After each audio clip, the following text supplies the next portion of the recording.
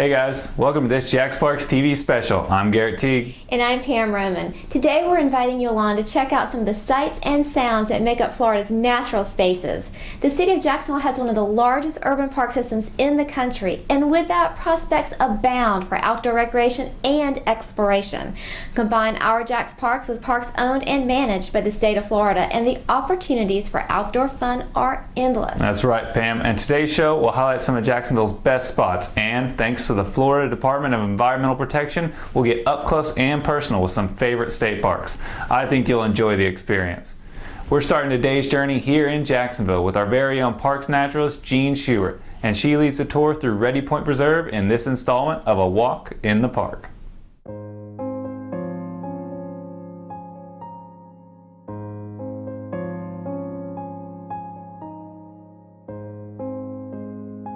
Hi there, I'm Jean Schubert, Parks Naturalist Supervisor with Jax Parks, and we're here today at Ready Point Preserve. I'm so glad you joined us today to take a tour of this awesome park. You'll pass a few ponds on the way to the parking area. Wading birds will stalk the shoreline, and if you're lucky, an osprey might dive down to catch a fish.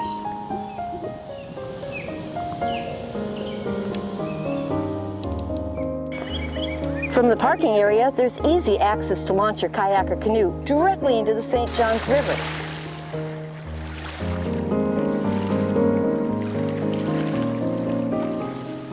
You can also enjoy lunch or just relax here at the tables. From the picnic area, you have choices.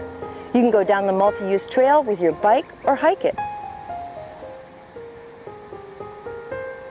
The trail is a flat grass path and provides plenty of room for all travelers. Along the way, it provides great glimpses of the river and the marsh, as well as a bounty of vines and songbirds overhead.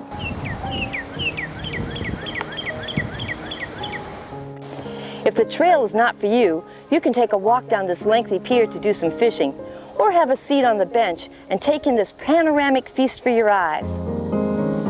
Downtown high-rises, the cruise terminal,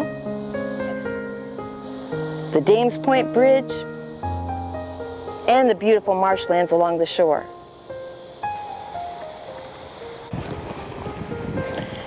Thanks so much for joining us here today at Ready Point Preserve. I hope you'll take your own personal tour of this park and our many other parks that we have here in Jacksonville. After all, it's as easy as a walk in the park. Next, we're heading just northeast of Tallahassee. You can ditch the shades for this next trip underground through Florida Cavern State Park.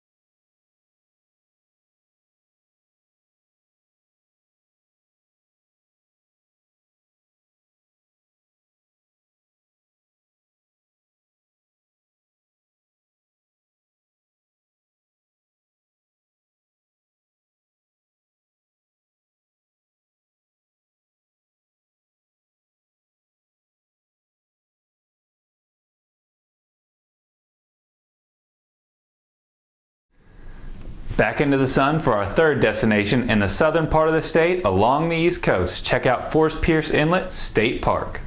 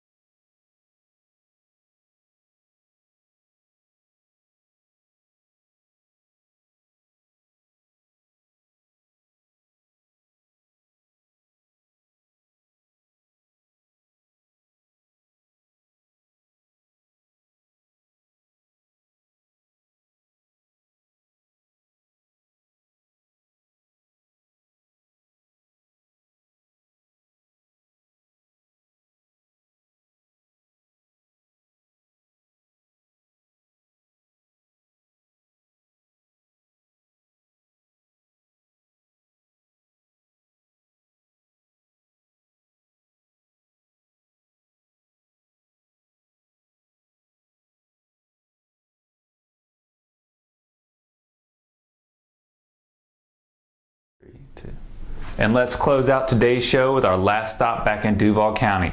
But get ready because this one's not on land, it's on water.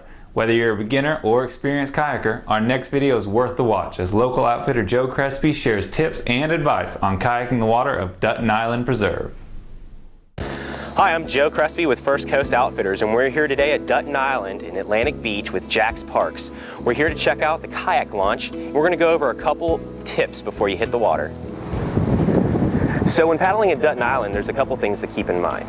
First off, we're in the Intercoastal Waterway. So one of the things you need to do is make sure you check the tide report and the weather. And you can check all of that online. The next thing you want to do is make sure that you've got some form of communication, whether it be a cell phone or a VHF radio. Anytime you go kayaking, you always want to make sure you've got your PFD with you and a whistle. Another thing that helps is leaving a float plan, which is letting somebody know when and where you plan on being back.